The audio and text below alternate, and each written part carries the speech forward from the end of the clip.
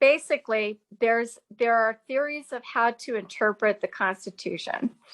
Right. And starting in the 1940s, actually the 1920s, the first decision about body autonomy or right to privacy what concerned a forced sterilization of mentally ill people.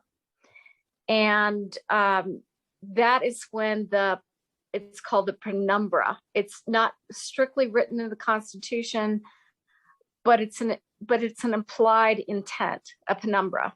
The word isn't there, but that's where the body of law on right to privacy begins. And it applies to any type of body autonomy issue, contraception, non-forced sterilization, all kinds of privacy rights for prisoners. There's just hundreds and hundreds of decisions all across the board in every aspect of our lives based upon this in every fundamental way. Mm. And so what the new vogue that started with Scalia was, well, let's get rid of interpretation that makes sense for human beings. And let's go back to a thing called originalism.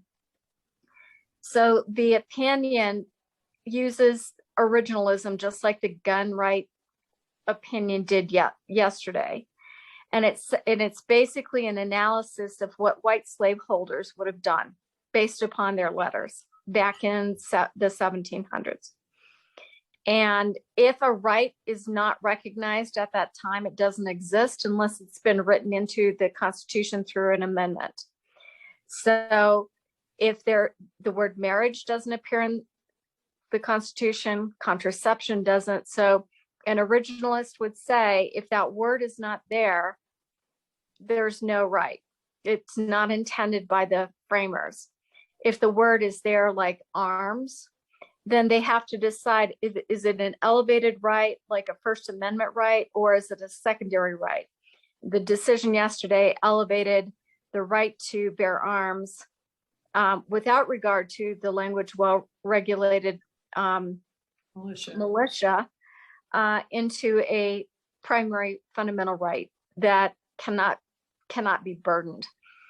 In reading that decision from yesterday, it says ordinary law-abiding citizens have the right to bear arms without infringement.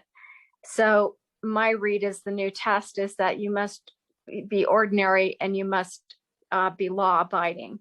And if you meet those two tests, you can have a gun. If you don't meet those two tests, then you are not able to have one. So that it'll be interesting to see how the states react, and they're reacting fast to that. I think that the bills that are going through Congress right now, half of it is going to be held unconstitutional because it's about the right to possess, to buy, as opposed to the right to have things taken away if you do something bad. So all of this stuff relying on, the witch doctor, the witch judge and all that stuff is gone, the really nasty bits and that, but it's still there. And going back to British precedent on what people were thinking about, is there a right to abortion at the time? And there's clearly not. Women didn't have any rights. We couldn't own anything.